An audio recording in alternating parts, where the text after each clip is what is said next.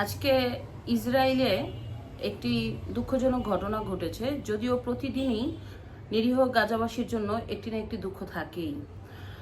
আপনারা সবাই জানেন যে ২রা মার্চ থেকে ইসরায়েল গাজাবাসীর জন্য আন্তর্জাতিকভাবে সব ধরনের ত্রাণবাহী যানবাহন বন্ধ করে দেয় এবং বিভিন্ন ত্রাণ আপনার গাজাতে ঢুকতে না পেরে ওইখানকার অসহায় শিশু এবং মহিলারা, সেই সাথে সব ধরনের মানুষ ক্ষুধার যন্ত্রণায় না খেয়ে মারা যাচ্ছে। তো ওইটারই প্রতিবাদ স্বরূপ আপনার বিশ্বমানের ১২ জন তারকা একটি ত্রাণবাহী যানবাহন আপনার ইটালি থেকে গাজাতে পাঠানোর সিদ্ধান্ত নেয়। কিন্তু ব্যাপারটা ইসরায়েলের পছন্দ হয়নি। আন্তর্জাতিক জল সীমানার মধ্য থেকে ইসরায়েল আপনার সেই ১২ জন তারকা ত্রাণবাহী ট্রাকটি আটক করে তাদের স্থানে নিয়ে যায়।